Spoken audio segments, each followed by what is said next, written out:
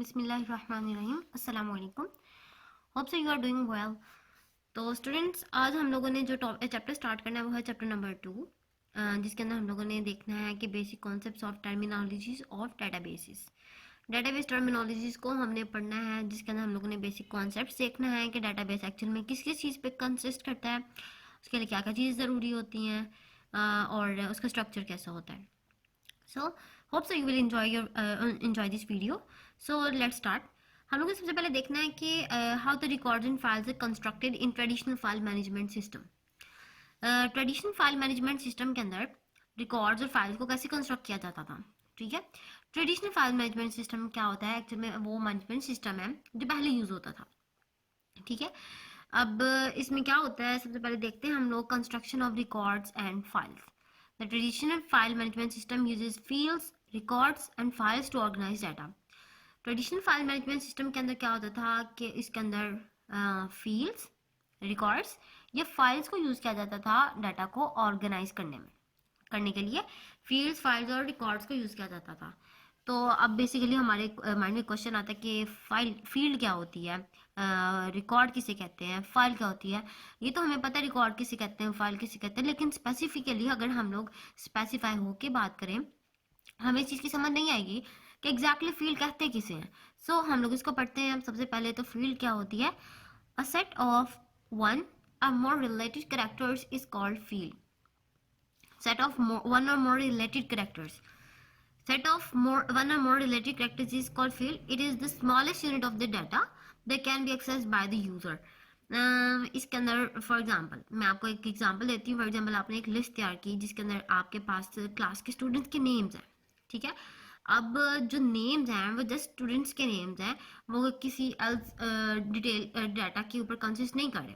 For example मैंने just name note किए हैं और वो क्लास के स्टूडेंट्स के नाम है, मैंने उसके अंदर उनकी एजेस नहीं लिखी, उनकी क्लास रोल नंबर्स नहीं लिखे, इसके अलावा उनकी डेट ऑफ बर्थ नहीं लिखी, जिसमें मैंने नेम्स लिखे हैं। तो ये रिलेटेड करेक्टर्स हैं, इनका एक सेट है, कंप्लीट सेट है रिलेटेड करेक्टर्स का। ठीक है, और ये जो ये स्मॉलेस्ट यूनिट ऑफ डाटा होता है और इसको ये user can be access easily, और इसको ही यूज़र एक्सेस करता है। और अब आपने जो लिस्ट तैयार की है, अब उस लिस्ट को रिप्रेजेंट करने के लिए कोई ना कोई ख़ास नाम हम रख देते हैं जो कि उस पूरी की पूरी लिस्ट को आइडेंटिफाई करे। ठीक है, और that name should be unique and meaningful.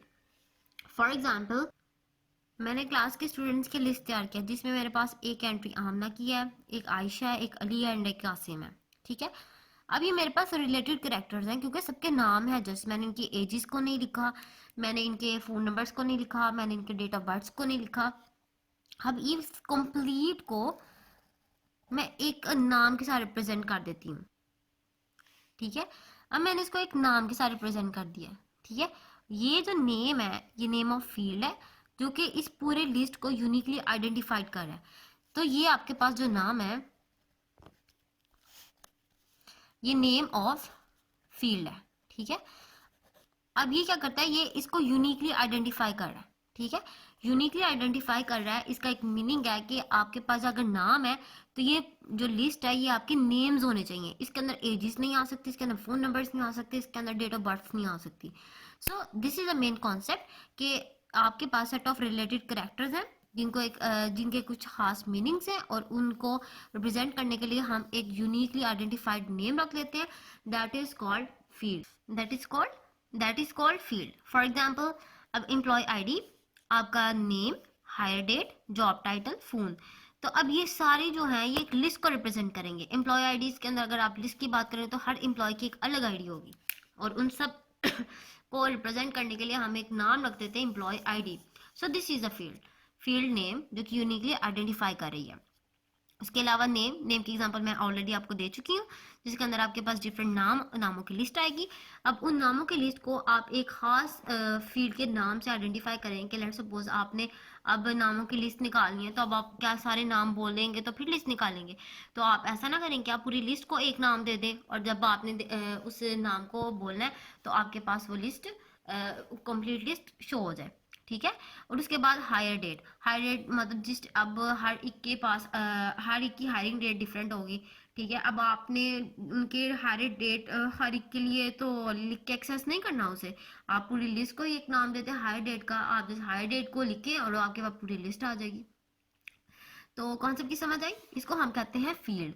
Field क्या होता है, सेट ऑफ वन और मोर रिलेटेड कैरेक्टर्स जो कि आपस में रिलेट कर रहे हो, दैट इज कॉल्ड फील्ड। ये स्मॉलेस्ट यूनिट ऑफ डाटा होता है जिसको यूजर एक्सेस करता है, और इसके अलावा जो फील्ड का नाम होता है must be unique and meaningful.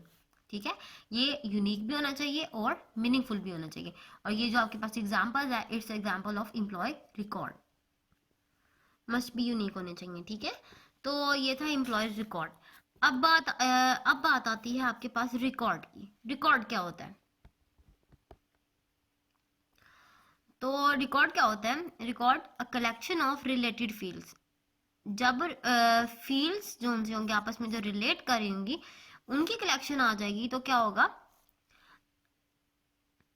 A collection of related field used as a single unit. जब आप रिलेटेड फील्ड्स को as a single unit collection के तौर पर डील करेंगे, that is form a record, that will form record. Related fields होने चाहिए और उनका कलेक्शन होना चाहिए और वो रिकॉर्ड बनाते हैं।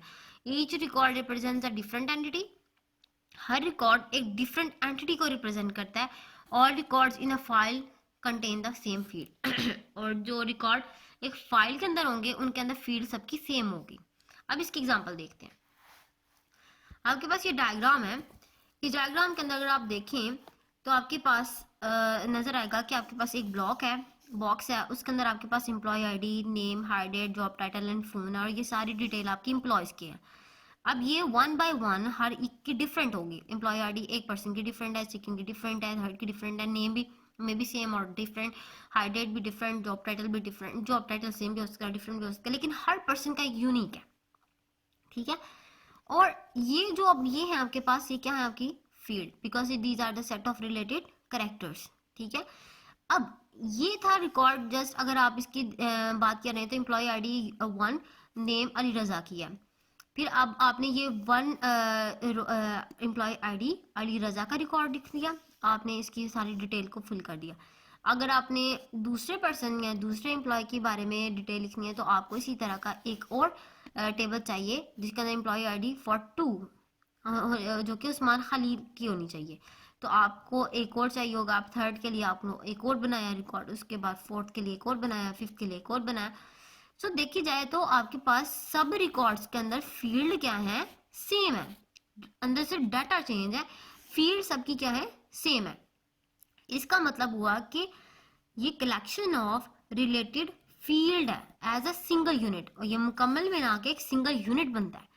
सारों की डिटेल सेम है और ये सारों की डिटेल क्या है, एम्प्लॉयज की डिटेल है। ठीक है, तो employees detail is a single unit और employee detail is a entity.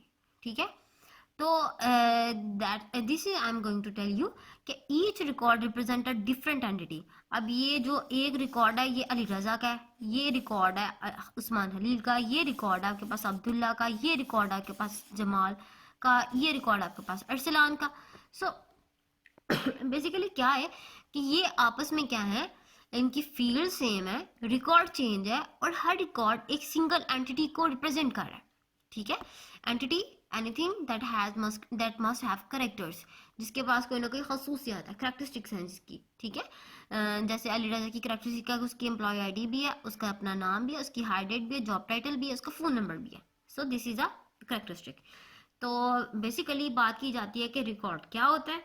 Record होता है आपके पास collection of related fields used as a single unit called record. such each record represent a different entity, each record represents a different entity, all records in a file contain the same field। अब ये पूरे record employ की detail है, तो ये मिल के एक file तैयार करते हैं, एक फाइल बनाते हैं जिसके अंदर रिकॉर्ड्स आपके क्या होते हैं, all record in file contain the same field. जिनके रिकॉर्ड्स के अंदर फील्ड क्या होती हैं, सेम। फील्ड्स की डिटेल चेंज होती है लेकिन उनके फील्ड्स के नाम जो होते हैं वो सेम होते हैं, because the field represents identify the unique and meaningful name होता है फील्ड जो उनसे आपका यूनिकली आइडेंटिफाई करते हैं आपके रिकॉर्ड को।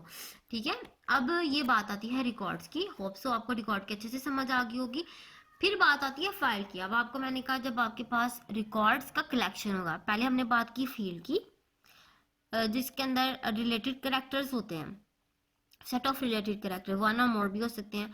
उसके बाद हमने बात की रिकॉर्ड की, जिसके अंदर कलेक्शन ऑफ रिलेटेड फील्ड्स होते हैं as a single unit present करते हैं हम उसे। और उसके बाद अब बात आती है फाइल की। फाइल में क्या होता है? A collection of related record use as a single unit. ठीक है, अब रिलेटेड रिकॉर्ड्स का जो कलेक्शन होता है वो फाइल कहलाती है। पहले हमने रिलेटेड फील्ड्स के कलेक्शन को कहा था रिकॉर्ड, और अब रिलेटेड रिकॉर्ड के कलेक्शन को हम कह रहे हैं फील्ड। ठीक है, और सिंगल यूनिट को रिप्रेजेंट कर रहे हैं, और सिंगल यूनिट के आपके एम्प्लॉयज की डिटेल।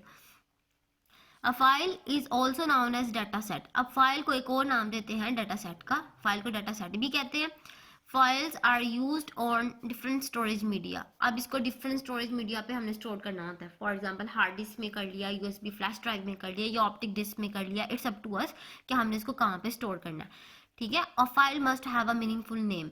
अब एक फाइल को का भी एक मीनिंगफुल नेम होना चाहिए। फॉर एग्जांपल अगर तो उस फाइल में एम्प्लॉयज़ के रिलेटेड डिटेल है तो उसको आप एम्प्लॉयज़ फाइल का नाम दे दें। अगर तो उसके अंदर स्टूडेंट के रिलेटेड डिटेल है तो आप स्टूडेंट फाइल का नाम दे दें। अगर टीचर के रिलेटेड या इंस्टीट्यूट के रिलेटेड डिटेल है तो आप उसको उसका नाम दे दें। It depends. ठीक है, so this is the basic के आपके ट्रेडिशनल फाइल मैनेजमेंट सिस्टम में फील्ड क्या होती है, रिकॉर्ड क्या होता है, फाइल क्या होती है।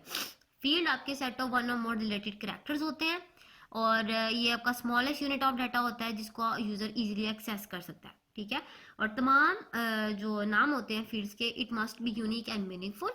और उसके बाद हमने बात की रिकॉर्ड की। रिकॉर्ड होता है आपके पास कलेक्शन ऑफ रिलेटेड फील्ड। जब रिलेटेड फील्ड्स आपस में मिलकर कलेक्शन बनाते हैं और रिप्रेजेंट करते हैं as a single unit, single unit को के लिए यूज होते हैं, दैट इज कॉल्ड रिकॉर्ड। अब रिकॉर्ड जो सा है वो हर डिफरेंट एंटिटी का अलग रिकॉर्ड होगा। ठीक है, और जो जब रिकॉर्ड आपके पास रिलेटेड रिकॉर्ड जो है उनका कलेक्शन आपका एक सिंगल यूनिट को रिप्रेजेंट करे, सिंगल यूनिट के लिए यूज हो, तो उसको हम कहते हैं फाइल। और जो फाइल होता है हम उसको एक और नाम देते हैं डाटा सेट का। और जो फाइल्स होते हैं उनको हम स्टोर करते हैं on the different storage media such as hard disk, USB flash drive या फिर ऑप्टिकल डिस्क। और हर फाइल का एक मीनिंगफुल नेम होता है। The record of the above file are stored in the hard disk in machine language. अब क्या होता है कि जब आपने फाइल को स्टोर करना होता है या रिकॉर्ड को स्टोर करना होता है, जो कि आपने अभी देखा कि एम्प्लॉयज़ के रिलेटेड जो है रिकॉर्ड आपके पास है जो कि फाइल बना रहे हैं, अब उसको आपने हार्ड डिस्क में स्टोर करना है। अब आपको पता है जो कंप्यूटर होता है वो कंप्यूटर आपकी प्रोग्रामिंग लैंग्वेज, आपकी जो जुबान है उसको नहीं समझता, वो ह्यूमन लैंग्वेज को नहीं समझता। एक्चुअल में कंप्यूटर को जो समझ आती है जुबान, वो उसकी अपनी मशीन लैंग्वेज होती है। ठीक है, क्योंकि कंप्यूटर एक मशीन है और वो जस्ट मशीन लैंग्वेज को ही समझता है। अब क्वेश्चन आता है मशीन लैंग्वेज कौन सी लैंग्वेज होती है? मशीन लैंग्वेज आपकी बाइनरी लैंग्वेज होती है जो कि 0 और 1 के कॉम्बिनेशन से बनती है। 0 और 1 जो कि बाइनरी डिजिट्स होते हैं, या फिर आप इसको बूल भी कहते हैं, बिट्स भी कहते हैं। जब ये बिट्स कॉम्बिनेशन होता है तो ये आपकी मशीन लैंग्वेज को जनरेट करते हैं। अब जो कंप्यूटर सिस्टम होते हैं या फिर आपकी मशीन होती है वो आपकी मशीन लैंग्वेज को समझते हैं। जो भी आपने फाइल या रिकॉर्ड को सेव करवाना होता है वो जब भी मशीन के अंदर स्टोर होगी, जब भी आपकी कंप्यूटर के अंदर स्टोर होगी, तो उसकी जो सी स्टोरेज होगी, स्टोरेज क्या करेगा, वो उसकी ज़ुबान को चेंज कर देगा ताकि मशीन उसको समझ सके, और उसको किस में कन्वर्ट करेगा? 0 और 1 की फॉर्म में। Each field of a record occupies memory space. अब हर फील्ड जो सी होगी ना वो एक अलग मेमोरी स्पेस को ऑक्यूपाई करेगी। क्यों? क्योंकि उसके अंदर रिकॉर्ड है, डाटा है, उस स्पेस ने स्पेस तो लेगी वो। This memory space is allocated at the time of record definition. और ये तब एलोकेट की जाती है जब हम लोग रिकॉर्ड की डेफिनेशन करते हैं, जब रिकॉर्ड के बारे में डिटेल्स लिखते हैं कि कितने करेक्टर्स पे कंसिस्ट कर रही है, उसके अंदर कौन कौन सी डिटेल आ रही है, कितनी लॉन्ग डिटेल है, तो उस टाइम पे ये मेमोरी एलोकेट हो रही होती है। सो दिस वॉज टॉपिक जिसके अंदर हम लोगों ने रिकॉर्ड पढ़ा, फील्ड पढ़ी, फाइल पढ़ा। अब हम लोगों ने देखना है कि हमारे पास डिफरेंट जो उनसे डिफरेंस क्या है फिक्स लेंथ फील्ड का और वेरिएबल लेंथ फील्ड का। तो बेसिकली बात की जाती है कि आपके पास जो फिक्स लेंथ फील्ड होती है वो क्या होती है और वेरिएबल लेंथ फील्ड क्या होती है। तो सबसे पहले बात करते हैं फिक्स लेंथ फील्ड की। नाम से पता चल रहा है कि फिक्स लेंथ है, इसका मतलब ये ऐसी फील्ड है जिसके अंदर आपकी जो लेंथ है वो फिक्स होती है। Fix length field contains pre defined number of characters. इसके अंदर जो कैरेक्टर्स होते हैं वो पहले से ही प्री डिफाइन किए जाते हैं, उसको पहले से डिफाइन किया जाता है। और कैरेक्टर्स को हम लोगों ने एक और टर्म से डिनोट किया था कि वो बाइट पे कंसिस्ट करते हैं। कैरेक्टर्स जो है वो बाइट पे कंसिस्ट करते हैं। इसमें हम लोगों ने देखा कि जो फिक्स लेंथ होती है, फिक्स लेंथ फील्ड ऐसी फील्ड होती हैं जिसके अंदर हम लोग बाइट्स को पहले से ही रिजर्व कर देते हैं, पहले से इसको डिफाइन कर देते हैं कि इस फील्ड ने इतने बाइट्स कैरी करने हैं या इतने कैरेक्टर्स को कैरी करना है। The data entered in a fix length field can not exceed allocated length of the field. जब हमने फील्ड बना ली, उसको पहले से डिफाइन कर लिया उसकी लेंथ को, तो उसके बाद क्या होगा कि आपकी अगर लेट सपोज आपने उस फील्ड के अंदर डाटा एंटर किया है और वो उस लेंथ से बढ़ जाता है, ठीक है, तो आपका जो उनसी फील्ड होगी, वो फील्ड वो फील्ड जो उनसी होगी वो बढ़ जाएगी। तो आपने जो फील्ड उसको लिए एलोकेट की होगी, फॉर एग्जांपल आपने लेट सपोज यहाँ पर एक एग्जांपल है कि आपने 20 कैरेक्टर्स पहले से रिजर्व कर दिए, 20 कैरेक्टर्स की फील्ड को रिजर्व कर दिया। अब जब आपने इसको रिजर्व किया, आपने इसको पहले से डिफाइन किया है, तो मेमोरी के अंदर ये 20 कैरेक्टर्स की जो फील्ड है ये ऑक्यूपाई हो जाएगी, उसी टाइम एलोकेट हो जाएगी इसके लिए मेमोरी, ठीक है। इस टाइम पे क्या होगा, इसमें आपने लेंथ को फिक्स कर दिया। अब जब आपने इसके अंदर डाटा को एंटर किया है, तो डाटा अगर आपके पास 20 कैरेक्टर से कम एंटर हो रहा है, तो आपके पास जो रिमेनिंग स्पेस है वो फ्री रहेगी, मेमोरी एलोकेट होगी इसी के लिए, लेकिन वो फ्री रहेगी स्पेस, और इसकी वजह से आपकी स्टोरेज ज़ाया हो रही है। लेकिन फॉर एग्जांपल आपकी अगर तो लेंथ या जो डाटा आपने इसके अंदर डाला है या इंसर्ट किया है वो यहाँ तक 20 कैरेक्टर्स फिल कर लेती है, और उसके बाद आपके कैरेक्टर्स और आ रहे हैं, तो वो डाटा इसके अंदर एंटर नहीं होगा। क्यों? क्योंकि आपने पहले से ही फील्ड को क्या कर दिया, डिफाइन कर दिया हुआ है। So this is the fix length field, जिसमें आपने क्या किया, फील्ड के लिए जो लेंथ है वो पहले से डिफाइन कर दी, कैरेक्टर्स या बाइट्स को डिफाइन कर दिया। तो जो डाटा एंटर होगा फिक्स लेंथ फील्ड के अंदर can not exceed the allocated length of the field. जो आपने फील्ड के साइज को एलोकेट किया, उसकी लेंथ को एलोकेट किया है, वो उससे एक्सीड नहीं करेगी, वो उससे ज़्यादा बढ़ेगी नहीं, ठीक है। If the data entered in the fix length field is smaller than field length, अगर तो डाटा फिक्स लेंथ फील्ड की लेंथ से स्मॉलर है, मतलब आपने अगर 20 कैरेक्टर्स का रिजर्व किया और आपका डाटा आ रहा है 8 कैरेक्टर्स के ऊपर, the remaining space will empty, तो आपकी जो रिमेनिंग स्पेस होगी वो क्या हो जाएगी, एम्प्टी रहेगी, वो खाली रहेगी। It results in the wastage of the storage space, इससे क्या होगा कि जो आपकी स्टोरेज स्पेस होगी वो वेस्ट होगी, क्योंकि आपकी ये जो करेक्टर फील्ड है, ये जो करेक्टर की स्पेस है ये एम्प्टी हो रही है, ये ज़ाया जा रही है, ये यूटिलाइज नहीं हो रही, लेकिन आपने पहले से प्री डिफाइंड कर दिया, that's why it utilise the memory, और आपने इसके अंदर करेक्टर नहीं रखवाया, so it is the wastage of storage space, ठीक है। तो ये होता है fix length field. Suppose a field country is specified as a fix length of 20 characters, जैसे मैंने आपको एग्जांपल दी, अगर आपने पास एक कंट्री है, कंट्री के लिए आपने फील्ड बनाई है, उसके अंदर आपने रिजर्व कर दिया फिक्स लेंथ दे दी कि आपके 20 कैरेक्टर्स ही आ सकते हैं, it will always occupy 20 characters on the disk, फिर इसने हमेशा 20 कैरेक्टर्स को ही ऑक्यूपाई करना है डिस्क के ऊपर, ठीक है। If the user enters 8 characters, अगर तो यूजर ने 8 कैरेक्टर्स को एंटर किया, तो जो 12 स्पेसेस एक्स्ट्रा हैं वो वैसे ही रहेंगी, ब्लैंक स्पेसेस रहेंगी, लेकिन उसने मेमोरी भी ऑक्यूपाई करनी है, because it's a fix length, हमने पहले से साइज को फिक्स कर दिया हुआ है। So this is a fix length field. उसके बाद हमारे पास आती है variable length field. Variable length field में क्या होता है, वेरिएबल का नाम से ही आपको पता रहा है कि वेरिएबल है, इसका मतलब वो चेंज होगी, ठीक है। A variable length field does not contains pre defined number of characters, जो वेरिएबल लेंथ फील्ड होती है उसके अंदर हम लोग pre defined number of characters नहीं रखते। इसका मतलब क्या हुआ कि हम लोग उसको पहले से डिफाइन नहीं करते, नंबर ऑफ कैरेक्टर्स को हम पहले से डिफाइन नहीं करते, नंबर ऑफ कैरेक्टर्स यानी कि बाइट्स को हम पहले से डिफाइन नहीं करते। It occupies the space according to the data entered by the user. इसमें क्या होता है कि जिस टाइम पे आप डाटा एंटर कर रहे होते हैं उसी टाइम पे आपकी जो स्पेस होती है मेमोरी में वो एलोकेट हो रही होती है, ठीक है। फॉर एग्जांपल आपने लेट्स सपोज आपने डाटा एंटर कर रहे हैं, आपके 8 कैरेक्टर्स कंप्लीट हुए हैं, 8 कैरेक्टर्स के बाद आपने डाटा एंटर नहीं किया, so the memory will utilise just 8 character of the space, तो मेमोरी के अंदर से just 8 character of space utilise होगी, उसको रिजर्व किया जाएगा, ठीक है।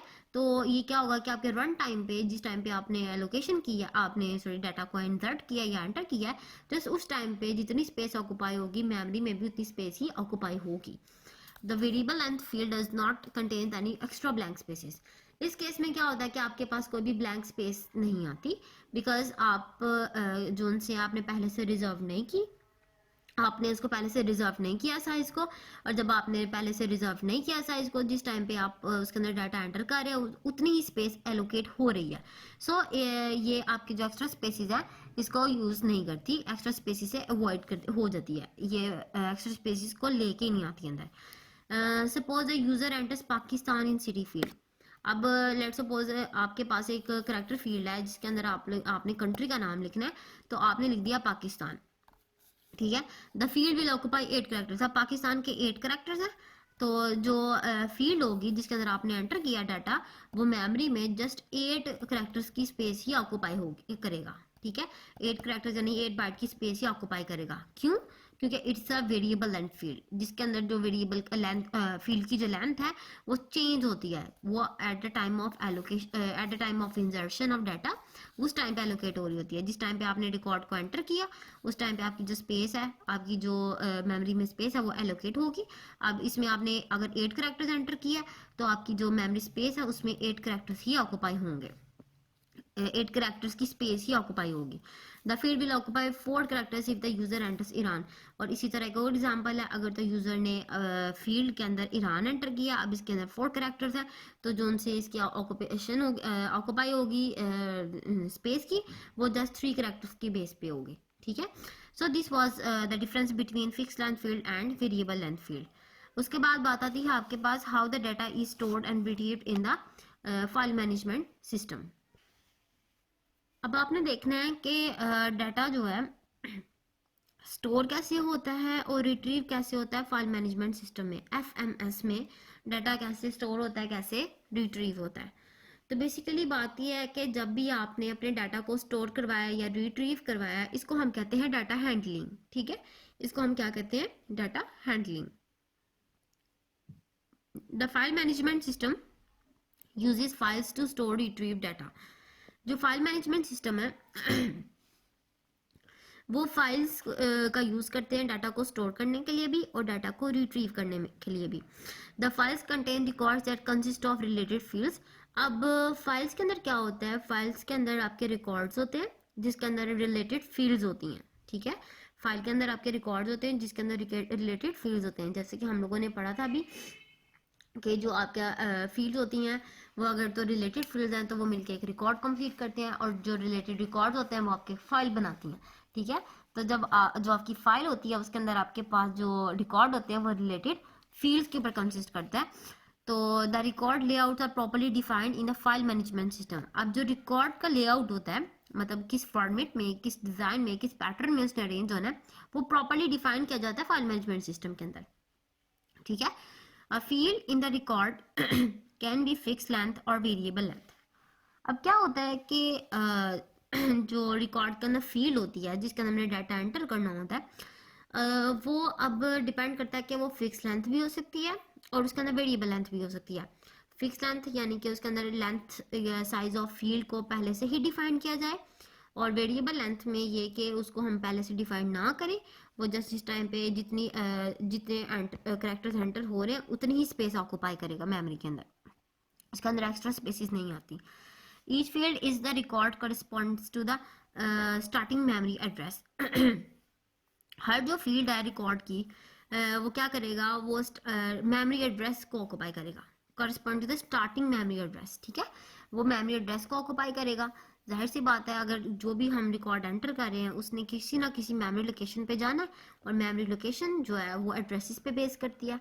The starting address of each field and its length is used to identify its storage location. और जो स्टार्टिंग एड्रेस होगा किसी भी फील्ड का, वो क्या करेगा? किसी भी फील्ड का या उसकी लेंथ जो सी होगी वो आइडेंटिफाई करेगी इसकी स्टोरेज लोकेशन को, ठीक है। अगेन जब भी आपने डाटा को एंटर करना है फील्ड के अंदर, अब उस पर डिपेंड करता है कि जो फील्ड के अंदर आप डाटा एंटर कर रहे हैं वो फिक्स लेंथ में कर रहे हैं या फिर वेरिएबल लेंथ में कर रहे हैं। अब अगर आपने डाटा बेशक आपने फिक्स में किया लेंथ में या वेरिएबल फील्ड लेंथ में किया, तो आपका जो फील्ड के अंदर रिकॉर्ड होगा वो कोई ना कोई मेमोरी एड्रेस के जो है स्टार्टिंग मेमोरी एड्रेस को ऑक्यूपाई करेगा, क्योंकि उसको कोरेस्पॉन्ड करेगा, उसको उसके ऊपर डिपेंड करेगा। उसने स्पेस ऑक्यूपाई की, स्पेस का कोई ना कोई एड्रेस होगा। और जो स्टार्टिंग एड्रेस होगा फिर फील्ड का, और जो उसकी लेंथ होगी वो अब स्टोरेज लोकेशन को आइडेंटिफाई करने में हेल्प आउट करेगी, ठीक है, कि आपका जो एड्रेस है, आपका जो डाटा है वो एक्चुअल में किस स्टोरेज लोकेशन पे लाई करता है और कितनी लेंथ के ऊपर लाई कर रहा है। क्लियर। उसके बाद आता है the field name is used as a reference name to store and retrieve data. जो फील्ड का नाम होता है, हमने बताया कि जो फील्ड का नाम होता है वो यूनिकली आइडेंटिफाई करना चाहिए पूरी लिस्ट को, पूरी रिलेटेड करेक्टर्स को। अब जो नाम होगा वो मीनिंगफुल भी होना चाहिए और वो क्या होना चाहिए, यूनिक होना चाहिए। The field name is used as a reference. जो फील्ड का नाम होता है उसको हम as a name reference use करते हैं ताकि हम अपने जो डाटा है उसको स्टोर भी करवा सकें और उसको रिट्रीव भी करवा सकें। फॉर एग्जांपल हमने स्टोर करवाना है कोई भी नाम, तो हम नेम की फील्ड के ऊपर जाएंगे और उसके अंदर अपना जो भी नाम रखवाना है रखवा देंगे। अगर आपने डेट ऑफ बर्थ को रखवाना है तो आप डेट ऑफ बर्थ की फील्ड पे जाएंगे और अपने डेट ऑफ बर्थ को एंटर करवा देंगे। और इसी तरह जब आपने डाटा को रिट्रीव करना है तो रिट्रीव करने में भी सेम आपने उसके नेम पे जाना है और आपने उसको रिट्रीव करना है। सो द फील्ड का नाम जो होता है वो आपका as a name reference use होता है, ठीक है। It refers to a corresponding memory address for a specific field. अब अगेन वही बात कि अगर तो नाम है तो उसने भी कोई ना कोई जो भी स्पेसिफिक फील्ड है उसकी कोई ना कोई मेमोरी एड्रेस होगी जो कि उसको रिलेट कर रहा है। तो आपने जब भी इसको एक्सेस करना है मेमोरी के अंदर से तो सबसे पहले मेमोरी एड्रेस देखना पड़ेगा कि वो किस लोकेशन पे एक्चुअल में लाई कर रहा है। For example the field name hire date the following figure refers to the memory address 25। It can be use to store and retrieve data in that field. For example अब आपके पास ये दिखेगा कि फिगर है जिसके अंदर अब रिकॉर्ड्स इन मेमोरी है, ठीक है। अब इसमें क्या है, इसमें अगर आप देखें तो आपके पास एम्प्लॉय आईडी है जो कि 4 बाइट्स कैरी कर रही है। फिर आपका नेम है एम्प्लॉय का 20 बाइट्स कैरी कर रही है। हायर डेट है 8 बाइट कैरी कर रही है। जॉब टाइटल है 10 बाइट कैरी कर रही है। क्वालिफिकेशन है वो भी 10 बाइट कैरी कर रही है। अब ये जो आपके पास है ये फील्ड नेम है जो कि यूनिकली आइडेंटिफाई कर रही है और जो कि as a reference name use हो रहा है, ठीक है। और अब ये जो आपके पास 4 बाइट है तो ये आपके पास मेमोरी एड्रेस है। अब ये 1 मेमोरी एड्रेस, ये स्टार्टिंग एड्रेस यूज हो रहा है। जब भी आपका रिकॉर्ड सेव होगा स्टार्टिंग एड्रेस 1 से स्टार्ट होगा। अब 1 के बाद जो एक फील्ड आएगी, फील्ड की लेंथ है आपके पास 4 बाइट। 1 से लेके 4 बाइट मजीद कैरी होने हैं। ये 1 है उसके अंदर 4 बाइट ऐड करें तो आपकी मेमोरी लोकेशन 1 के बाद 4 बाइट की स्पेस छोड़ के उसके बाद मेमोरी लोकेशन आएगी 5। तो ये 1 से लेके 5 के दरमियान जो आपके पास एम्प्लॉय आईडी आएगी वो स्टोर होगी और कितने बाइट्स कैरी करेगी वो 4। अब लेट सपोज आपने नेम एंटर करना है इस फील्ड के अंदर तो वो आपकी स्टार्टिंग मेमोरी किसको आगे स्टार्ट होगी 5 से, ठीक है। और वो कितने लेंथ पे जाएगी 20 बाइट्स पे। तो यही बात हम लोगों ने पीछे की है कि जो आपका जो आपके for example the field name hire date the following figure refers to the memory address 25। जब हायर डेट आपने स्टार्ट करनी है तो वो मेमोरी एड्रेस 25 से रेफरेंस एलोकेट करेगा। It can be used to store and retrieve the data in that, ठीक है। 25 एड्रेस लोकेशन से उसने जो मेमोरी एड्रेस 25 से देखेगा और उसके बाद हायर डेट को इंसर्ट करवाएगा रिकॉर्ड के अंदर। जैसे कि इसके अंदर है, अब ये देखिएगा अगर तो नेम की फील्ड है तो उसने 5 एड्रेस से स्टार्ट करना है। अब हायर डेट अगर एंटर करेगा तो वो किस एड्रेस को देखेगा, 25 एड्रेस को देखेगा। उसके बाद 25 स्टार्टिंग एड्रेस के बाद वो डाटा को एंटर करेगा। बात की समझ आई। तो ये रहा आपका फील्ड का नाम, ये आपकी फील्ड्स की लेंथ बाइट्स के अंदर है और ये स्टार्टिंग एड्रेस है 53, ये 1 5 25 33 43 53, ये इसके स्टार्टिंग एड्रेसेस है, ठीक है। तो जब आपने फाइल मैनेजमेंट सिस्टम में अपने रिकॉर्ड को स्टोर करना है तो वो कुछ इस फॉर्मेट में होता है जिसके अंदर आपके पास फील्ड्स होती है। जिस फील्ड्स के अंदर जो आपके पास है फील्ड्स के नाम होते हैं उसको यूनिकली आइडेंटिफाई करते हैं जिसको हम कहते हैं रेफरेंस नेम या फील्ड का नाम। उसके अंदर जब आपने रिकॉर्ड रखना है तो आप इस रिकॉर्ड या फील्ड के अंदर जो भी लिखवाएंगे आप वो उसकी लेंथ फिक्स भी हो सकती है और वेरिएबल भी हो सकती है, ठीक है। अभी फिलहाल तो ये फिक्स लेंथ है क्योंकि इसमें हम लोग देख रहे हैं कि इसके अंदर साइज जो है वो रिजर्व्ड है। इसके अंदर 4 बाइट्स कैरी कर रहे हैं। इसके अंदर आगे रहता है 20 बाइट की स्टोरेज है स्पेस। इसके अंदर ये 8 बाइट कैरी कर रहे हैं। ये टॉप टाइटल 10 बाइट कैरी कर रहे हैं। ये 10 बाइट्स कैरी कर रहे हैं। तो ये आपके पास ये साइजेस हैं, ये मेरे से फिक्स लेंथ फील्ड है क्योंकि इसके अंदर साइजेस ऑलरेडी रिजर्व्ड है, ठीक है। इसका मतलब ये 20 बाइट्स के से डाटा एक्सीड नहीं करेगा, ठीक है। और उसके बाद बात की गई थी कि जब भी आपने इसके अंदर एड्रेस कोई चीज़ डाटा इंसर्ट करना है तो आपको कोई स्टार्टिंग एड्रेस एलोकेट होगा, स्टार्टिंग एड्रेस मेमोरी के अंदर से एलोकेट होगा। तो स्टार्टिंग एड्रेस किस तरह होगा कि जब भी आपने एम्प्लॉय आईडी फॉर एग्जांपल यहाँ से स्टार्ट हो रहा है आपका आपकी इंसर्शन ऑफ डाटा, तो वो 1 से मेमोरी ऑक्यूपाई करेगा। अब 1 के बाद आपके 4 बाइट्स कैरी हो गए तो 1 + 4 और 5th लोकेशन पे जाके आपके नेम स्टार्ट होगा। क्लियर? उसके बाद हायर डेट के लिए 25 के अंदर 20 बाइट्स ऐड हो जाएंगे और 20 बाइट्स को स्किप करने के बाद 25th वाला जो बाइट होगा वहां से आपकी हायर डेट की इंसर्शन स्टार्ट होगी। So this is our topic, जिसके अंदर हम लोगों ने देखा कि आपकी जो फाइल मैनेजमेंट सिस्टम है उसमें आपकी फाइल हैंडलिंग किस तरह होती है। स्टार्टिंग एड्रेस जिसको देखा जाता है, लेंथ की जो फील्ड लेंथ है उसको बाइट्स में स्टोर किया जाता है, वो वेरिएबल भी हो सकती है, वो आपकी फिक्स भी हो सकती है।